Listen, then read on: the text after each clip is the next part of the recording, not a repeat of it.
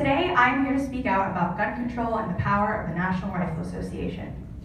The National Rifle Association is an interest group that supports the ownership of guns, and there's nothing wrong with that. But unfortunately, the NRA now has too much of a pull on congressmen, and it's beginning to hinder the process of stronger gun laws. Columbine High School, April 20th, 1999, 18-year-olds Eric Harris and Dylan Keeble murdered 12 students and 1 teacher. They injured 21 additional people, including 3 who were trying to escape the school. After exchanging fire with responding police officers, the 2 subsequently committed suicide.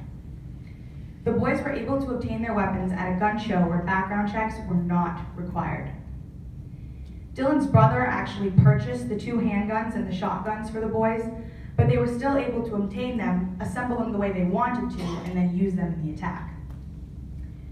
I believe that different issues play different roles in different situations, but I can't help but wonder if the massacre would have even occurred that day if the boys had been unable to obtain those weapons. Sandy Hook Elementary School, December 14th, 2012.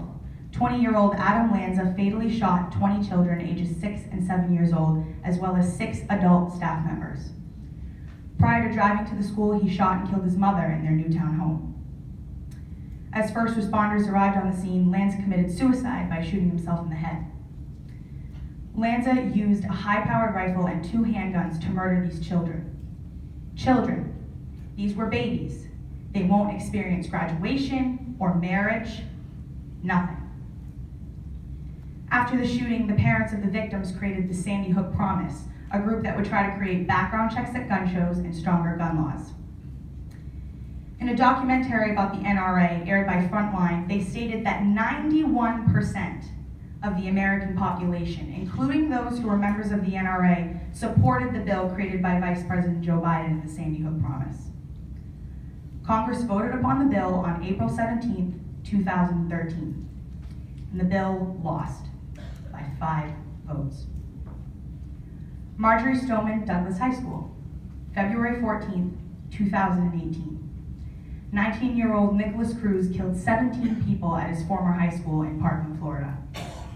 In less than 5 minutes, Cruz was able to kill those 17 people with an AR-15. Unlike the other attackers, though, he laid his weapon down and raised his hands when the police found him.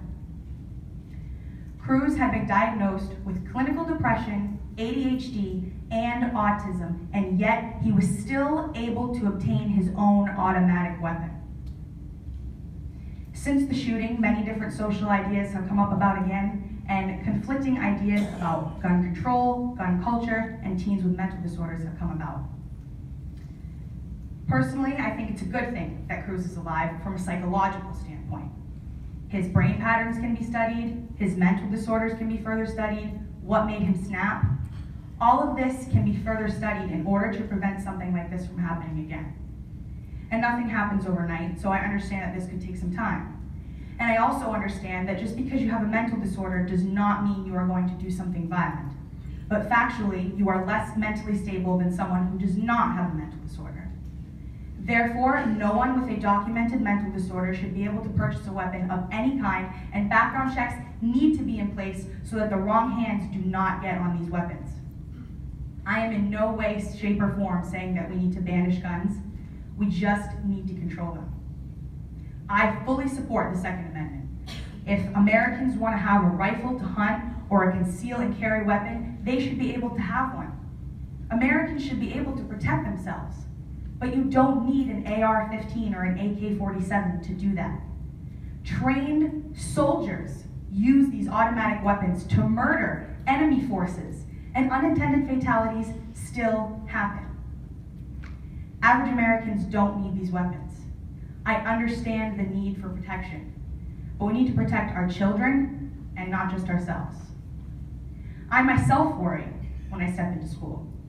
I worry if I'm going to hear gunshots going off in the background that day, or if I'm even going to make it to graduation. That shouldn't be a thought in my mind or any other student's mind. If we can keep airports safe, embassies, malls, stadiums, why can't we keep schools with innocent children inside them safe? Students of my generation are the future of this country, and we can't keep letting things like this happen. And until somebody says something or does something about the leaders of the National Rifle Association, nothing is going to change. I urge anyone to speak out about any issue that they feel affects them personally or not. Who cares if no one wants to hear you speak? You speak, because your voice deserves to be heard. Thank you. Powerful. That's my first thought on this. You noted about mental issues being a major problem, Yes. but don't you find that bullying is also a big part of what's happening with rifles coming into these schools? And is there a way to fix that while we still continue to work on getting stronger gun laws in place?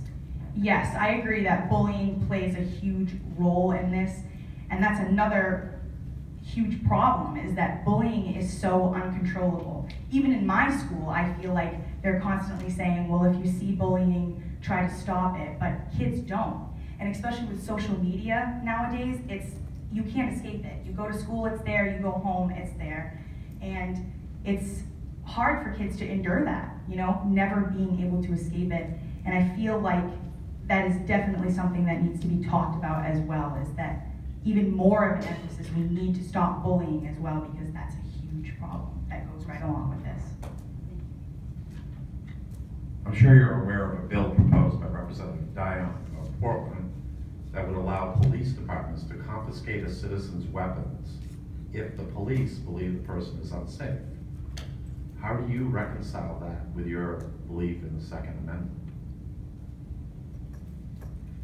I think that sometimes you have to do things for the greater good, and a police officer does not have a lot of time to make a decision like that. And I think if they feel that somebody is unsafe, they should have the right to take their weapon away if it's gonna save other people or protect other people around them. Because like I said, I think you need to do things for the greater good sometimes, and that to me is a situation like that.